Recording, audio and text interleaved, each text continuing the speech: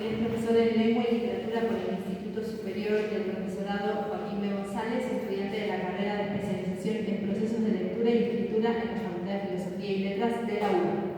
El título de su ponencia es Un ángel, la muerte y la naturaleza de la depravación, la ambigüedad y la contradicción de la poética de Billy Budd Saylor, An Inside Narrative de Herman Melville. Al cumplirse el centenario de la primera edición de Billy Budd, tenemos la ocasión de analizar algunos aspectos de esta novela. Principalmente, observamos que la polisemia presente en la narración permite lecturas muy diversas, incluso antagónicas. Puede ser leída como una historia alegórica que combina elementos de los mitos clásicos y la tradición judío-cristiana, como una novela con rasgos muy más o menos evidentes, notables ya desde la sugerente dedicatoria inicial, como perteneciente al género de novela histórica, como un espejo de los conflictos sociales de la época contemporánea de su producción, como una reflexión ética acerca de la legalidad y la justicia, como la reivindicación de toda la obra del autor, como la cínica especulación de un escritor anciano, cansado y tal vez desilusionado, que se cuela en la voz de su narrador, etc. Esta polisemia se construye sobre la base de la ambigüedad y la contradicción, presentes tanto en la estructura argumental como en varios términos empleados en su desarrollo.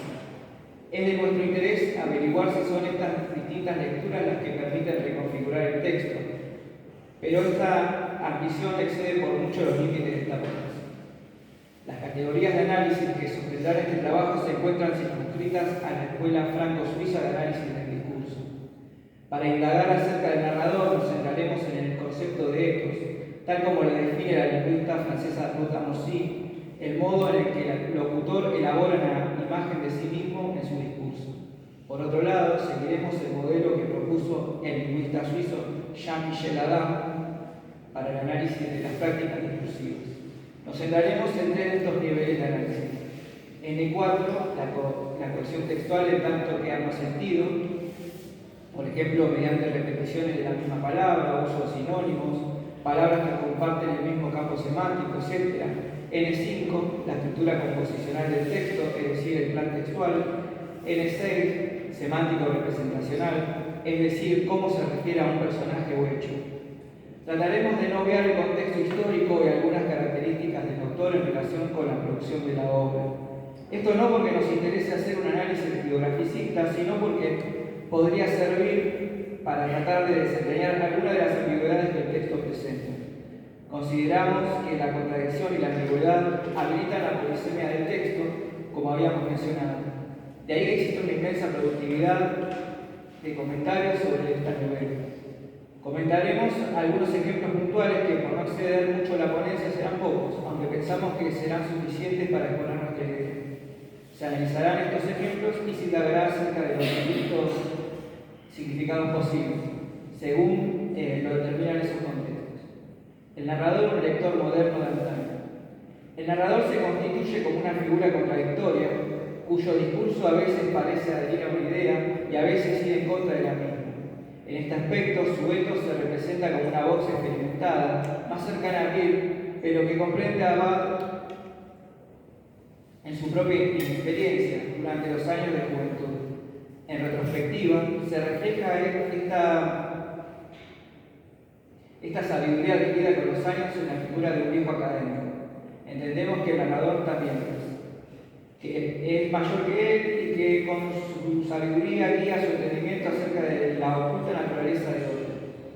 No se trata de un chisme, sino que con el ejemplo de aquel otro hombre, en apariencia un ciudadano ejemplar, plantea una enseñanza sobre la naturaleza humana a su discípulo. El narrador parece valorar también cierta valentía de su mentor, porque a diferencia de los demás, en vez de murmurar dice abiertamente lo que piensa. El narrador también busca darle imagen de un pensador moderno, laico, positivista, que se atiene a la lógica y a la razón para explicar aquello que ahora el tiempo y la experiencia parecen permitirle entender, la naturaleza de la depravación. Intenta, por este motivo, no recurrir a una explicación que provenga de las Sagradas Escrituras y recurre a Platón a relacionar su explicación al misterio de iniquidad.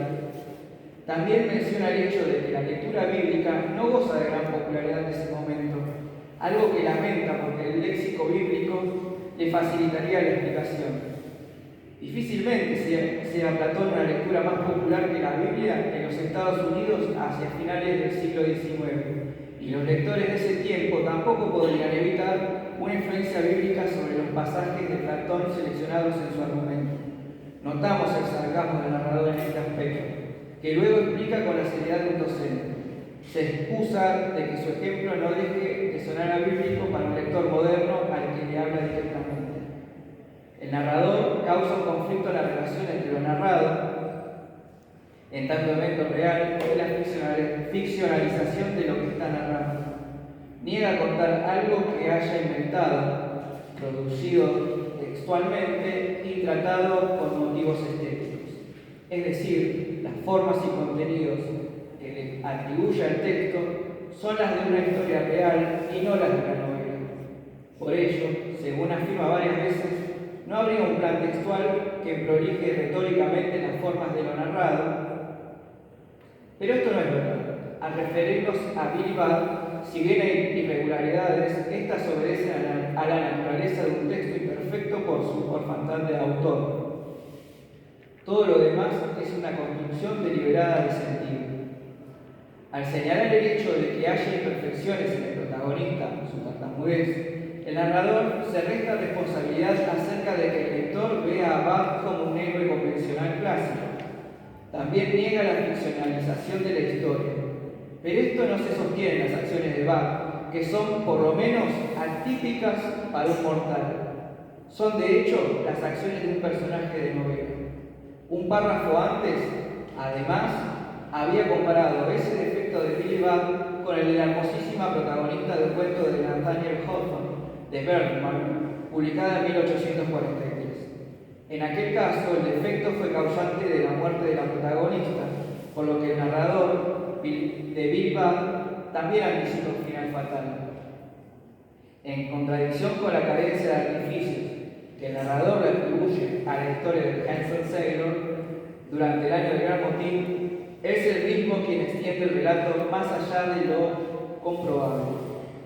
Se expone la falsedad respecto a la inexistencia de un plan textual que ponga en orden a lo narrado. Se trata, evidentemente, de una obra de ficción en la que especulará sobre cómo continuará esta historia en los 3 últimos capítulos. Así lo anticipa en el final del capítulo 27. El retrato de Billy Budd, un ángel pagano.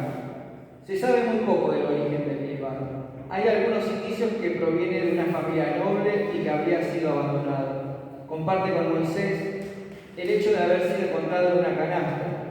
La de Budd además estaba forrada de seda y su aspecto era el esperable de una familia aristocrática.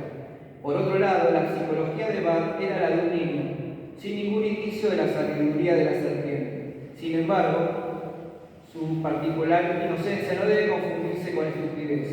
Era analfabeto, sí, pero a la vez capaz de componer canciones, es decir, Billy Budd era poeta. Puede pensarse que las referencias paganas tiendan a resaltar rasgos eróticos. Por ejemplo, cuando el teniente ve la extraordinaria belleza física de Budd y lo elige para llevárselo a servir en el Belly Potent, hay ecos de Safo su famoso fragmento: igual a los dioses me parece el hombre aquel. También puede pensarse que las referencias cristianas tiendan a disminuir esos rasgos en favor de resaltar otros más afectuosos que eróticos. El narrador imagina, porque nadie hubiera podido atestiguarlo, un abrazo final entre Budd y Beer, cargado de gran emotividad pero carente de erotismo.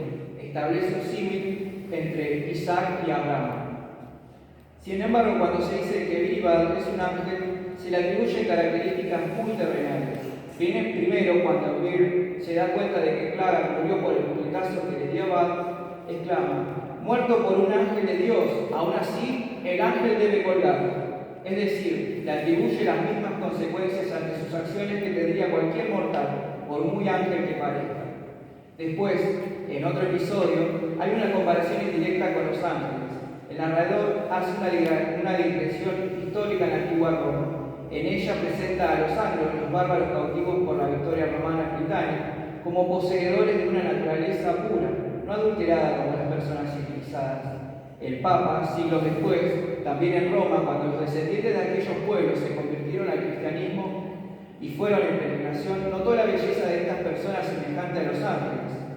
Este pasaje indica que la belleza y la afabilidad natural que impide el miedo a morir, las virtudes de Bilbao, tienen un origen bárbaro. No se trata entonces del martirio de un santo en este caso. Y para mayor énfasis sobre esta lectura sirve de ejemplo el diálogo con el capellán. Esta conversación, a su vez, muestra las contradicciones éticas de este ministro de Cristo al servicio de Marte. Recogimos dos de las contradicciones en que incurre el narrador. Una en relación con la construcción de su relato y otra en relación con la construcción de su protagonista. Sería interesante analizar cómo opera la repetición de elementos léxicos que inducen a una lectura fantástica o alegórica de lo sagrado, como es el caso de Frigga en la secuencia de la ejecución, o los motivos de la depravación natural de Hagar. De los ejemplos abordados, pudimos inferir la preocupación del autor en desviar la atención del tema que quiere tratar realmente. Su narrador, cuya neutralidad no es del todo fiable, está marcado por una fuerte subjetividad que en apariencia es positivista, pero descree de los avances de la civilización. Observa los vicios de una sociedad contradictoria, violenta e hipócrita. Aunque no propone volver a la